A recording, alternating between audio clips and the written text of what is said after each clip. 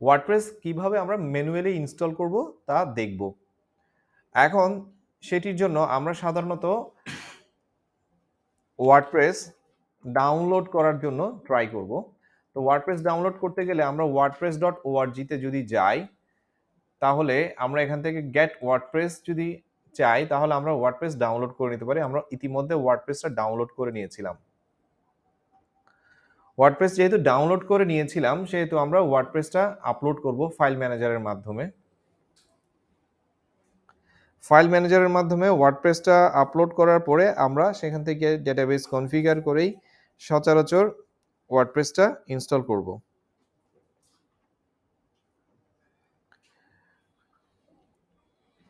আর কথা হচ্ছে কি, আমরা ফাইল ম্যানেজার চলে আসছে, এখন আমরা পাবলিক আন্ডারস্কোর এইচটিএমএল এইটার আন্ডারে আমরা ওয়ার্ডপ্রেস ওয়েবসাইটটা ইনস্টল করব।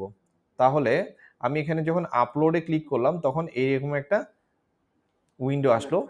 হ্যাঁ, এখান থেকে এখন আমি করব কি, ডাউনলোডস ফোল্ডারটাতে গিয়ে ওয়ার্ডপ্রেস আমি খুঁজবো। ওয়ার্ডপ্রেস খোঁজার পরে আমি সেটিকে, সেই জিপ ফাইলটা আমি আপলোড করে দিব।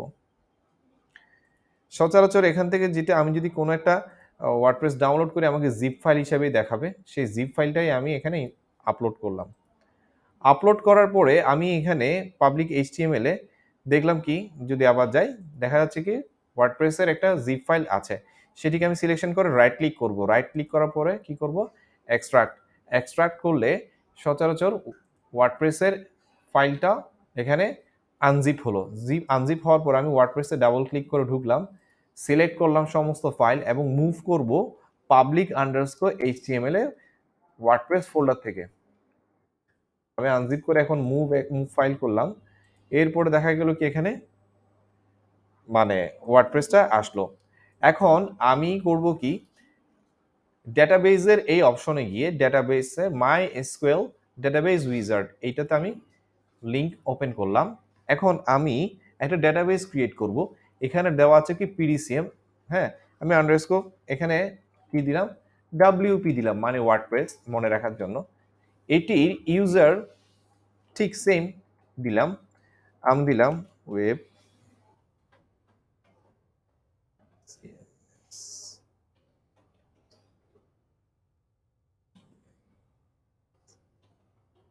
একটা পাসওয়ার্ড দিলাম। তারপর আমি ইউজারটা ক্রিয়েট করার চেষ্টা করছি, ইউজারটা হয়ে গেছে।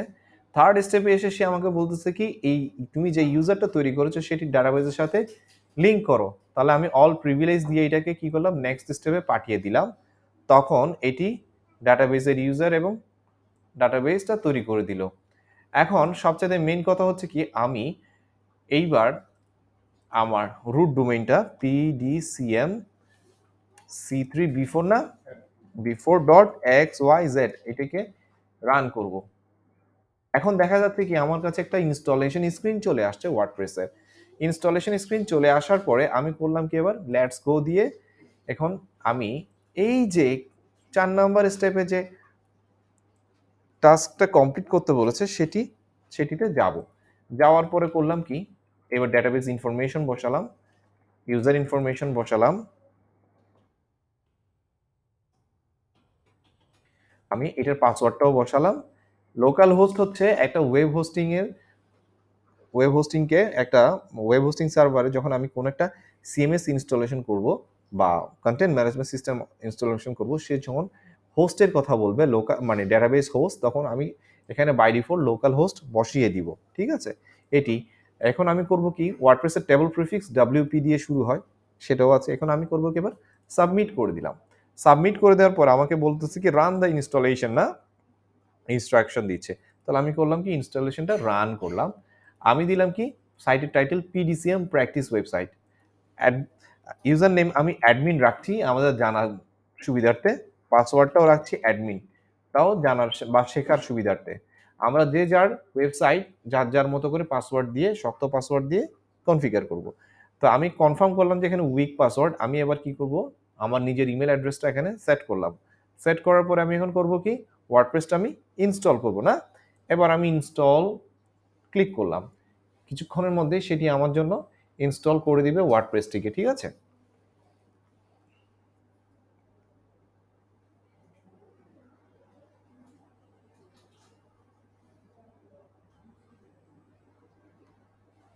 দেখা গেল কি আমার ওয়ার্ডপ্রেসটা ইনস্টল হয়ে গেল, ঠিক না? এইবার সে আমাকে বলতেছে কি লগ ইন করার জন্য। তা আমি লগ ইন করবো। লগ ইনের আগে সে আমার একটা ফায়ারওয়াল চেক করলো। আমি human or not or robot, না? তো আমি এখন করলাম কি ফায়ারওয়ালের জন্য পাসওয়ার্ড সে ডিফল্ট দিয়ে থাকে অ্যাডমিন অ্যাডমিন। যদি কেউ যদি মজিলা থেকে ওপেন করে তাহলে সে বুঝতে পারবে সেখানে লেখা থাকবে। এটা ক্রোম থেকে সেজন্য দেয়নি। এখন আমাকে কি করেছে? ওয়ার্ডপ্রেসে লগইন স্ক্রিনটা নিয়ে আসছে, না? আমি অ্যাডমিন দিলাম, এখানে দিলাম অ্যাডমিন, যেহেতু ইনস্টলেশনের সময় আমি পাসওয়ার্ডটা দিয়েছিলাম। আমি করব কি লগইন। লগইন করলাম। লগইন করার পরে আমি এখন কি করলাম? ওয়ার্ডপ্রেসে ঢুকে গেলাম, না?